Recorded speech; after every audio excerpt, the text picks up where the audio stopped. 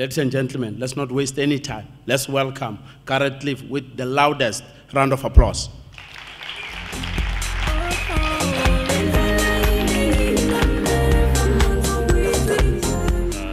I'm so pleased you gave me a short intro. I can't stand it when people start saying things about you that are true but that you hate being reminded of.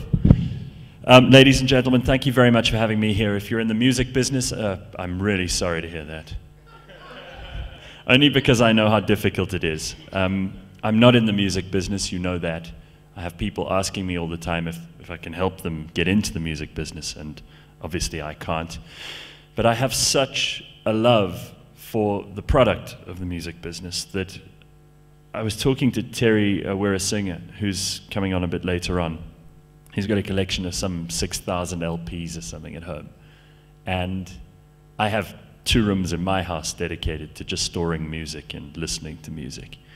But it's for me a very private experience, and having been a DJ for a while, maybe ruined that a little bit. What I've learned in the last couple of months is the story of the music industry, which I don't have to tell you, but just for the sake of 1 or 2 stories it might be worth going into. And I assure you this will be 5 minutes long, and then we will get into questions.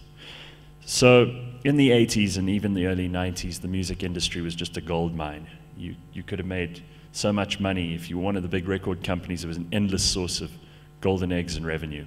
There were stories about how one of the major labels on 7th Avenue in New York used to have a fleet of limousines parked outside permanently for all their stars and their management. They would order $4,000 of fresh flowers every week. It just seemed like it would never end.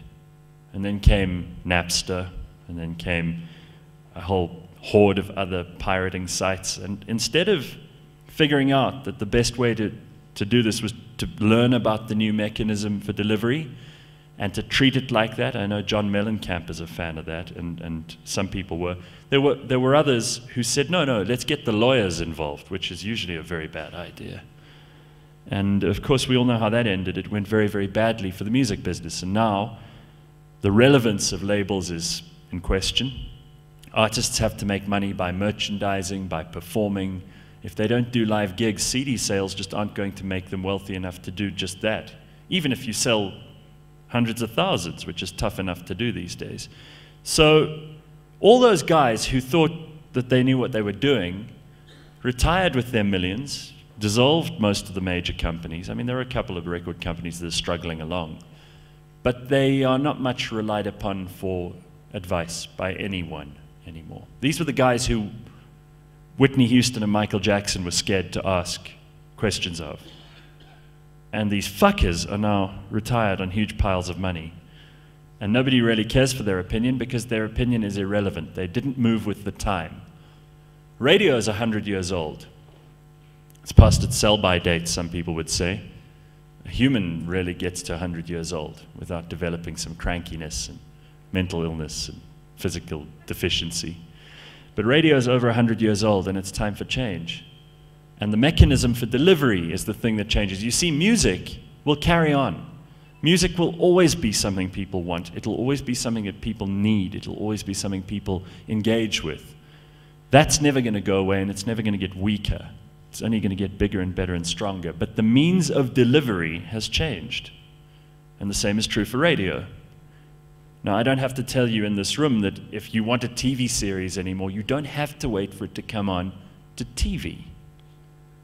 If you want a song, you don't have to wait for some idiot disc jockey to play it. And the same is true for live radio. You don't have to take what a program director has decided you should listen to. Even if they are doing research, it's kind of insulting that we're all treated the same way. And I know that there are people in this business who think about these things day in and day out and try to find solutions for them, but the solution is staring you in the face. I decided in March of this year that I'd had enough of FM, frequency modulation. It turns out most of the radio stations do too, which is why they're dropping the FM from their names. They're doing it all over the world. They've even done it here. I noticed on Highveld the other day, and they're not even calling themselves Highveld anymore. There's certainly no FM or stereo in there. It's now 947.com. Wonder where you got that idea, guys. 702 have even changed their logo to a speech bubble. I wonder where they got that idea.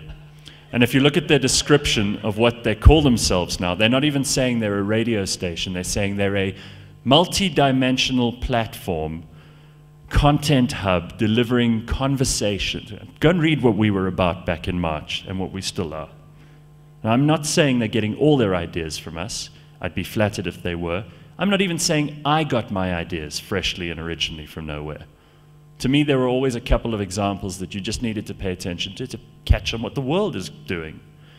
And if you're selling music, and if you care about music, and if you're making music, there is an enormous plethora of opportunities for you. To connect with your audience now is easier than ever before because of these. And this is not your enemy. And in radio terms, all I wanted to do was give the audience what they want instead of what I want. So my main motivation was to create a platform for talent. We had 1,000 or more people pitch up in that first month that we were on air, just to come and audition and do their own thing on radio, which we gave them the opportunity to do. We found people there, by the way, who are now employed by us.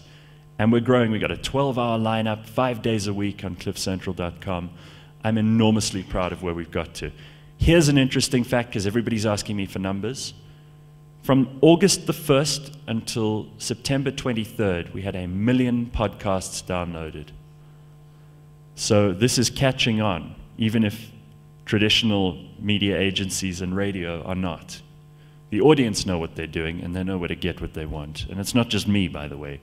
My show at the moment is important to this model, but will become less important as people start to listen to Trevor Gumbi, Casper de Vries, Tony Ndoro, Penny Lebiani. These are some major talents that we've got in our stable that are working for free, because it's a way to connect with the audience that will eventually, we all know, become the only way that anyone connects with an audience.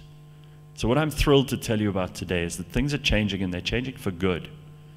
And if we don't all jump on this bandwagon, and we don't all find the ways to make every kind of music and every kind of content available to all the people we can as much of the time as possible, and take it to the internet where they can't regulate you. Take it to the internet where nobody else has to have their slice of the pie, it's yours. Take it to the internet where people all over the world can hear what you're doing. We've been listened to in every country on earth except for 5 of them. And 2 of them are really shit places, North Korea and the Central African Republic.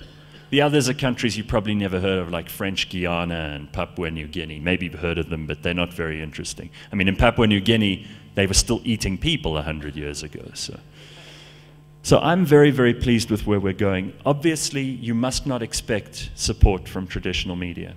And you must not think that they're going to be on your side, and they're going to hope that you fail, because they need to keep things as they are. Otherwise, they're out of business. But they cannot stop the change that's happening, because the people are with us. And if you think freedom doesn't matter, you're in the wrong country. The whole story of this country is about freedom. And I'm betting my future on that. I didn't quit while I was on the way down. I didn't get fired. I didn't say the K word at a party and have to go to internet radio because no one would hire me. I didn't necessarily do anything ultra amazing either. I just decided I'm here now. If I carry on doing this, I'm going to keep plateauing. There's not going to be very much else for me to do. And there's going to be nothing else that I can do for the audience. And if you remember who your audience are, and you know that it's not about you, and it's all about them, you can't go wrong. So, in the words of Bob Marley, because I think my grandmother was Jamaican, let's emancipate ourselves from mental slavery. The internet's the way to do that. None but ourselves can free our mind. So let's go to questions, if that's okay. I'll let Mandla come and handle that, because he can facilitate, and then we can actually see who's asking them. It's a little dark from up here. Let's give it up for Gareth. I hope you didn't think that was just me winging it and trying to make it up quickly, because I didn't want to ramble on for too long. I'd much rather hear your questions than have you forced yourself to listen to me? What do you want to know? Okay. How can I help? Yeah. Thank you very much, Gareth. Let's take 3 questions at a time, and we allow Gareth to answer. 1. I'm not sure how you're going to do it up there, but we'll make a plan. They'll shout. Yeah. 1, 2.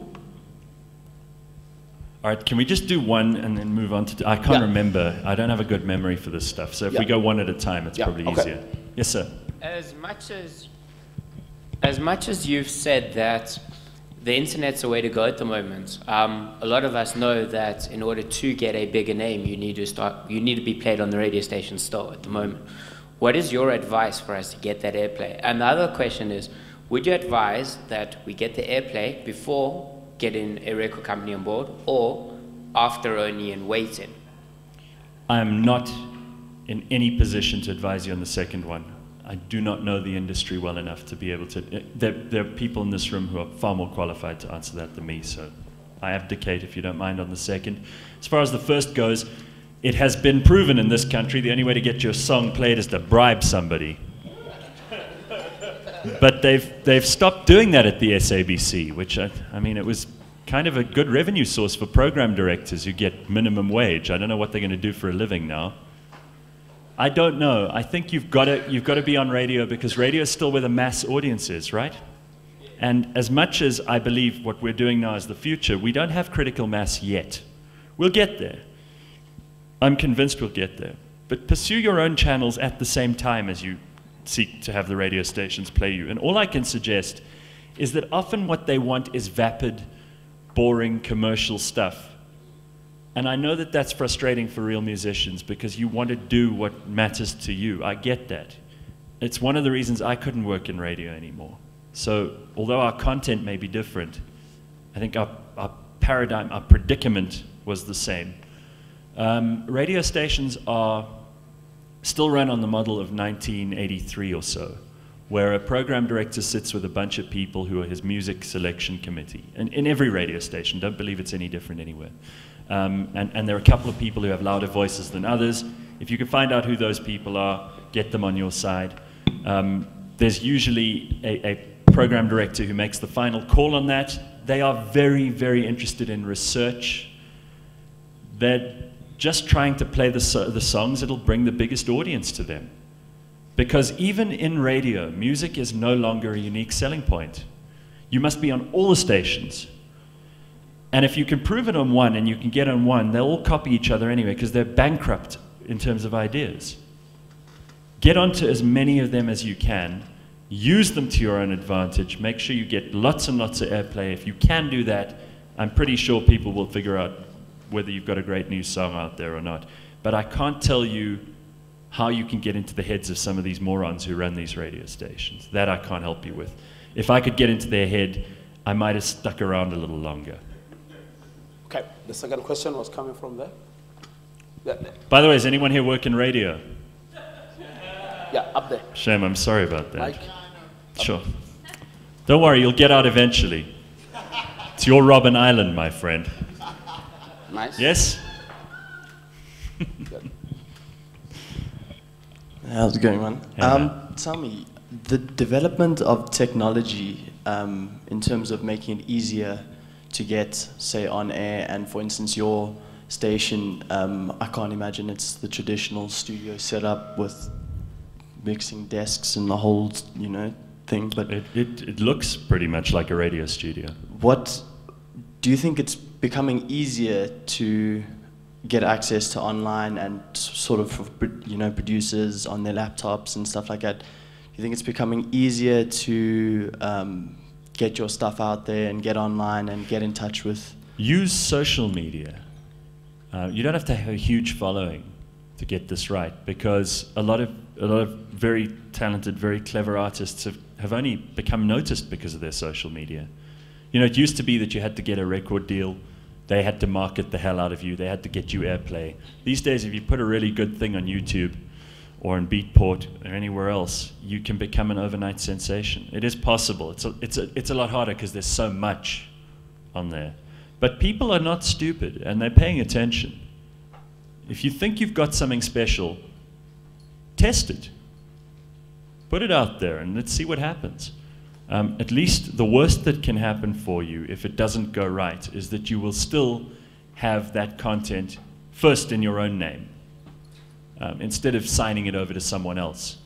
You see, it's hard for a record company to justify taking a huge portion of the pie now, because what are they really able to do for you? They don't have the massive marketing budgets that they used to have. They don't necessarily own the distribution channels that they even used to have, because who goes to CD stores, really? So if you don't figure out your own way of starting this whole pattern from you to the user, to the follower, to the listener, and if you don't have that, if you don't own that relationship yourself, you are going to have to take a smaller and smaller slice of the pie yourself at the end of the day.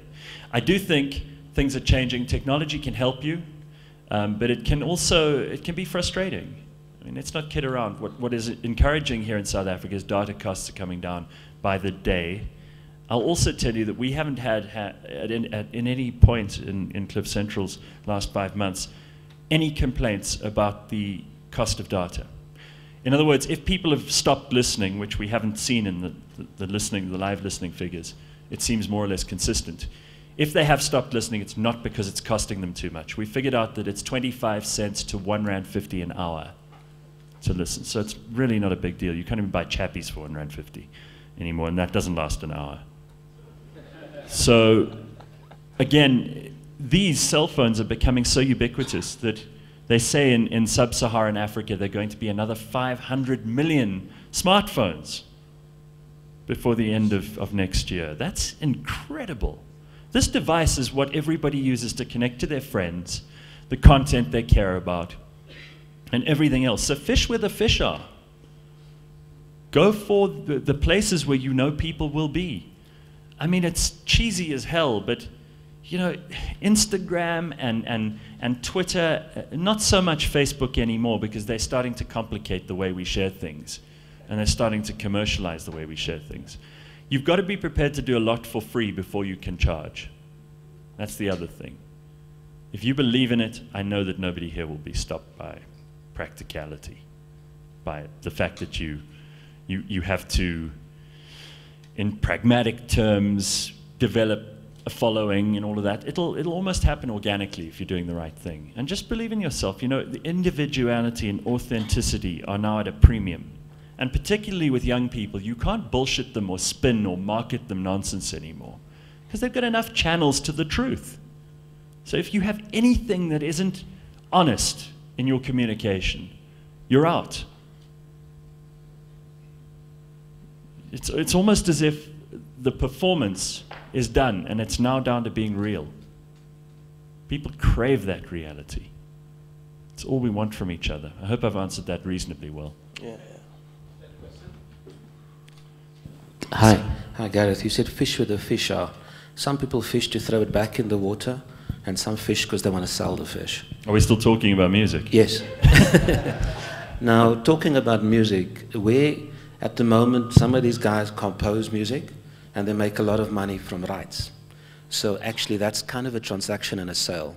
Where does the future revenue lie when all of this goes online? Where is the future revenue being lost in terms of rights?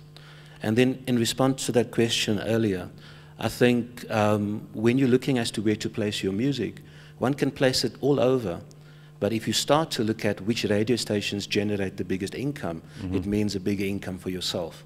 So that means a bit of work on your side. Well, for now, let's just remember a lot of those radio stations are basing their income on what they manage to get advertisers to buy. And what they manage to get advertisers to buy is based on very antiquated, unreliable research. These are people who go out with clipboards. Don't let them tell you that you're right, or that you're wrong when you say this is a song that you should be playing, because their research is bullshit. Every 3 to 4 months, a team of people go out with, I kid you not, clipboards.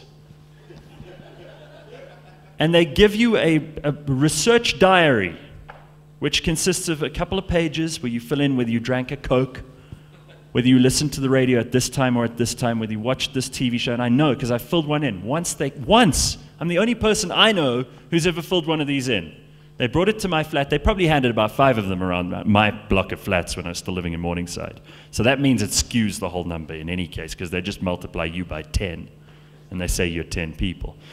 Anyway, I filled this thing in, but all I did, I only filled in that I listened to my show. Whoa, you can't believe, a couple of months later, my show's ratings went up by like 40, 50, 60,000 listeners. For no good reason whatsoever. This is not research. This is what they sell to their advertisers. That we have 250 million listeners, or 250,000 listeners every 15 minutes. It's nonsense. I can tell you exactly how many people are listening. It might only be 1,000 right now, but I know that's 1,000 people who got onto their phones, typed in our web address, went there, or listened to us through WeChat, which is so complicated. Every time I explain it, I have to double check myself. But they're doing it. And if a million people, if a million podcasts were downloaded between the 1st of August and last week, I feel that that is a huge statement of absolute truth in figures. I'm not embarrassed if the figures are low or if they're high. I couldn't care less. But it's the truth that matters to me. So these radio stations who tell you that they've got so many listeners and they've got this much power and they make this much money, I don't know whether it's true. And it's not going to last forever either, because they're becoming less and less relevant. It's all based on completely obscure, bizarre, and fundamentally flawed processes. So while I agree with you on the first point, and who am I to disagree, the rights and things are not my area of speciality. I can't tell you.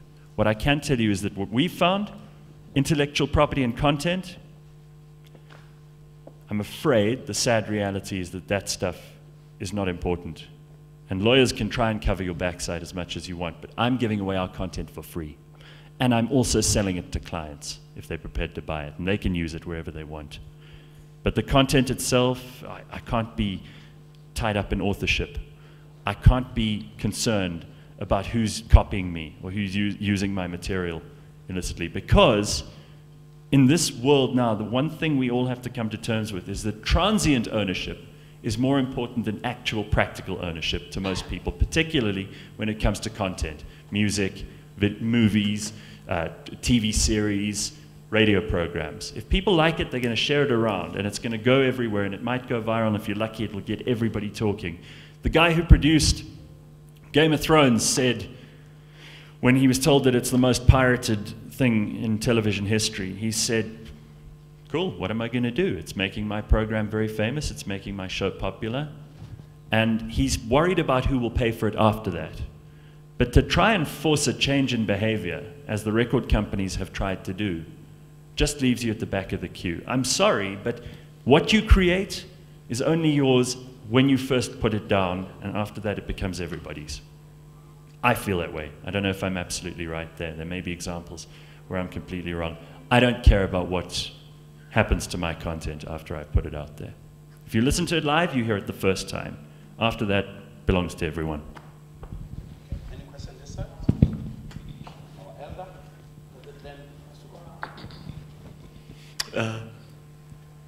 Mr. Cliff, I'm quite interested to probe further on this contentious issue that you're raising on the intellectual property of the creator. Are you suggesting that on your platform you don't take responsibility to protect third-party owners or not? Absolutely, I have to. Right. So I'm legally obliged to. I have no option there. I'm saying when I create content, do whatever you want. Yeah, I think that should be part of the discussion and understanding, because people who create ideas and content, they're creating wealth, and that wealth has to be respected. So the question is not whether or not the lawyers are there, but it's about good practice between the content creators. and also the consumers, because we have a peculiar and a particular need in this country and elsewhere, and that is the protection of rights of the creators, but also the very performers. The debacle at SABC bears testimony to the rights of even those who perform. So I think I still want to hear more as to, you know, where you coming from or the way you understand it. Your question, sir, respectfully, is a question that has been in existence since 1960 something, certainly in the public forum, and it is a question which continues to plague and bother artists, and I think rightly so. But I think it's something that the horse is bolted and the genie is out of the bottle here, and I don't think you can contain these things anymore. So with all the love in the world, I'd love to say that there is a way that we can protect intellectual property in every way, shape, and form and in every possible place, but we can't. And the internet is both a monster and a beautiful thing. It frees us in a way that we've never been free before for information and for content of all kinds to come straight to us. And the content we want, not the content someone else decides we should have. But it is going to make it increasingly difficult for people who create things, and we're all creative in some way, shape, or form, to maintain any kind of ownership. You know why? Because the average person listens to a song until they're bored with it, and then they throw it away. It's disposable. Everybody here has got to come to terms with the fact that at some point, something that they really thought was beautiful and special and did very well eventually becomes a has-been thing. And if we don't keep inventing, and we keep feeding the beast, we're just going to become irrelevant. Because I feel terrible about the fact that, for example, there are artists who've created amazing things, and either that stuff has been stolen by other artists, which is probably more of a problem than the public stealing it, or that people have been downloading it illegally. It's my responsibility to pay my SAMRA license and to make sure that I pay that accurately and I give a decent log of whatever little bit of music we do play. We don't play a lot because it's mostly talk. But when it comes to our content, I've long ago abandoned the idea that I can be precious about that. There are 10 stupid disc jockeys on 10 different radio stations I can name if you really want me to, who I know listen to me for all their ideas. They don't have a single brain cell to rub between the 10 of them. And they're all doing morning radio the way they've been doing morning radio since the 80s. It's never going to change. But must I get upset about every time I hear them doing something that was never done before I came on the air? No, I just got to deal with it and move on. Being attached to that would just make me very miserable.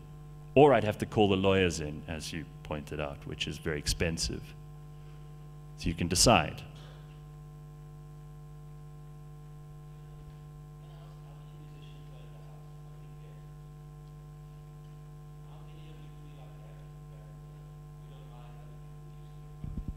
No, I'm sure you hate other people using your content.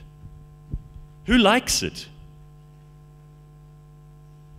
You like one person.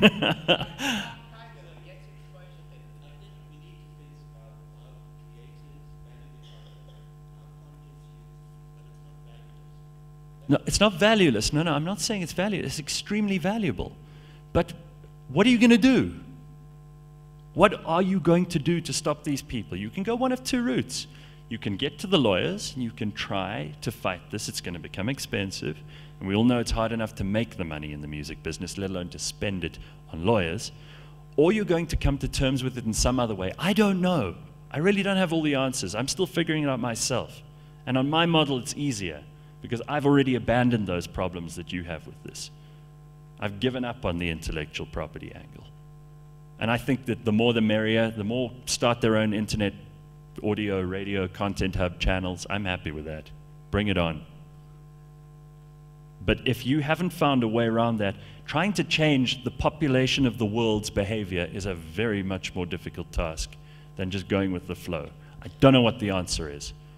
But if it's the lawyers, I don't see a way out of that. Okay. I have a question. Yes.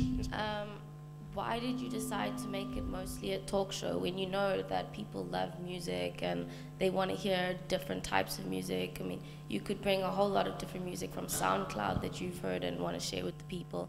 Why did you make it mostly a talk show? I'm not a DJ. I've never been a DJ. I've been a radio guy. And how do you go about choosing the little bit of music that you do play? Songs I like, but it'll be between guests or when we have to do a crossover between shows. While I love music, there are enough people covering that base for me. Thank you. And people who do it much better than I do. So, and playing a song is not a way to get listeners. It really isn't, especially if your song is on 15 different channels. That's not a unique selling point to the audience anymore. And if I like Tamara Day's song and she's playing on 5 different radio stations, I will swap between those stations to hear her song, but that's not going to keep me loyal to one station because they could play something terrible after her song, and then I feel betrayed and angry. And then I'll switch stations. So it's not going to keep people listening. What we're doing is talk because I think that we need in this country a new, fresh, young, exciting, hot talk format. And it's just a place where we share stories, we have conversations, and people can be entertained. I mean, we've got one show that I think is really original and has to do only with music, and that is O'Neill. He was on Big Brother Africa. He gets all the rappers in, and other musicians, to be fair, and he does like rap battles where they diss each other for a whole hour, and the whole interview is conducted in rap. It's phenomenal. They would never do that on radio because they'd be too shit scared that someone might say a foul word or something. We can get away with that. This show is properly original. It's on this afternoon at 2 o'clock. And if you don't listen to it there, download the podcast. You'll get to hear the stuff happen live. It's absolutely phenomenal what goes on. We've got a live keyboard player, Titch. He will rap through the course of the show. His guests will come in. He'll have them rap against each other. He'll have people singing. They compose their lyrics on the trot. It's phenomenal. It's like being in a production studio while a song is being born. And I have to tell you, the people I respect the most, and I wish if I could have one talent, would be to compose music. I think, out of all I don't want to be able to sing or dance or act or any of that shit that I can't do anyway. I want to be able to compose music, but I don't. It's just either you have it or you don't. And people who do, to me, they're magicians. They have something I'm very envious of. And on that note, I think we should close. Is there one more question? We can maybe fit one more in. 2 more, okay. Are you sure I'm not running out of time here? Am I boring anyone?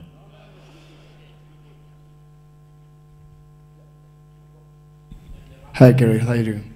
Hey, man. Cool. Thanks, man. Bold move on your show. Thank you. I mean, I still have sleepless nights, by the way. I'm sure. And I still haven't been paid since May. Oh, really? Well, Welcome who's to going to pay me? Me? I got 2 questions. I mean, I'm part of the guys that still believe that piracy has a certain advantage in terms of marketing, and I know most of my friends as musicians and producers, they want to kill me for this. But my viewpoint is the reason why we're still debating this is because the big guys that make money of this are the record labels, you know, and part of have been working for a record label for a long time and seeing them not being so like honest about and transparent about like the numbers and stuff. So my question is, what do you feel about piracy? Do you think I think piracy, look, I don't do it. I really don't. I've got a US iTunes account, and I run up huge bills on there. My credit card is constantly being raped for money that I'm for money that I'm spending on music, and I have a massive collection of music at home in CD form, which is it's all stuff that I bought or that was given to me. And I don't like piracy because it ethically I have a problem with it. But I do accept that most people don't. You know, we've got to remember, radio was born, I said 100 years ago. It's just over 100 years. It was invented by a guy called Nikola Tesla. But most people know the name Marconi. Marconi stole the idea. Radio was born from thievery. Marconi stole the idea of the transistor radio from Tesla. And it took 40 years and a US Supreme Court decision to finally assert the rights of a now dead Nikola Tesla, the real father of radio. So the industry I love was born out of a lie. That makes me feel like if you found out that your parents didn't really love each other when they made you.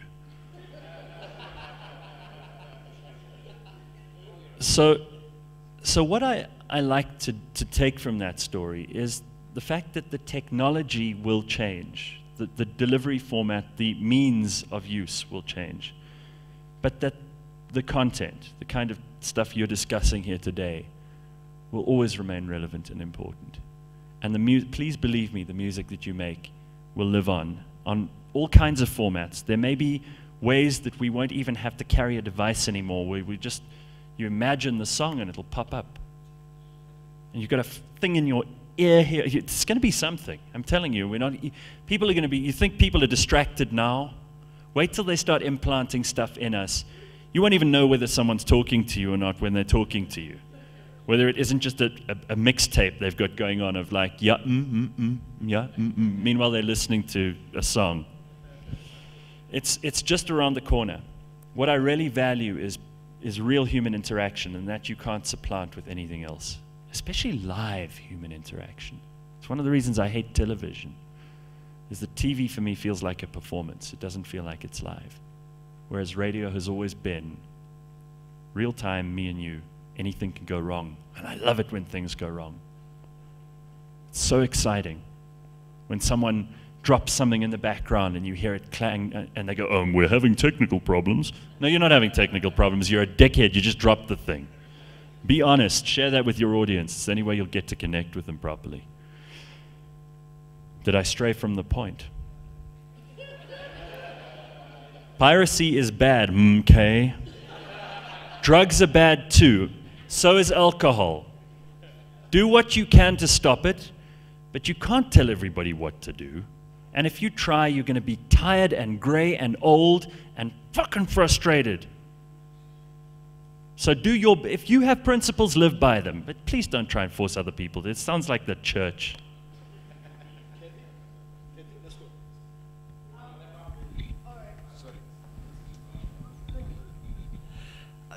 Hi. Best hair ever. Hey, man. For days. So as performing artists, it gets confusing. We push to get our music played on radio, and we try and harness our live. The question now is, then we are now warned about, ooh, don't get too excited when the radio station calls you in to come and do live, because they then own it. And can we have one straight message instead of 7 of what is the right thing that we should be doing? When is it right? When is it not right? Should I sing half my song? Should I sing full song? Do I need them to have me sign? Do I need to sign something when I'm done with it that protects it? Is it better? Is it, you know what Everything I mean? you do on their channel belongs to them, I'm afraid. And this is also one of the reasons I needed to get out of there. We talk about intellectual property. Everything that I did on 5FM, I can't even use that material ever again. It doesn't belong to me. I did it. I conceived it. I came up with it. It belongs to them. The SABC owns every one of those 10 years of shows that I did. So it's a completely screwed up system. It's set to pay you just, here, have your little bit so that we can just feed you and get you out of the way, but we'll keep the lion's share, thank you so much. Just like the record companies used to be, if you'll forgive me. They weren't any better. And the artist at the end, you get your little bit. If you're a composer, you get a little bit more. But it's not fair. And unfortunately, this is why it needs to change. This whole system was set up by some very clever people, and it was enforced and it was continued, and it's been exercised ever since as it was set up. Nobody's bothered to change it. Do what I've done. Change it. Change it. Say, no, I'm not going to sing for you. Here's my fee. I pay you. You want a gig out of me? my gig fee's 10 grand, 20 grand. And you pay me 10, 20 grand, I'll sing on your... If they say to you, well, then you can fuck off, then you say, well, fine, I won't sing my song. But if you want the publicity, do it for free. Because even if they own that, they don't own you. So they can play it, and every time they play it, it makes you sound like you're fantastic. And maybe people will book you for more stuff. Use the media as just a delivery system, like you would use a distribution channel, like you'd sign a distribution deal. That's all it really is every medium you end up on is just a place where you can do your thing. It's a stage. Some of the gigs pay well, some of them don't pay so well. I won't pay you, by the way. But if you do agree to sing on my show, I would be honored, and my audience will thank you. And maybe they'll buy your stuff. It's a free market, huh? It's a free market. Nobody's going to pay for something they don't have to anymore. But it is exciting, and I thank you for giving me some of your time. I hope I've helped to address at least a few of the questions you might have had. I promise you it's easy to come and visit us. We're at 18 Vessel Road, Rivonia. Pop in anytime you want to. Email me, gareth@cliffcentral.com.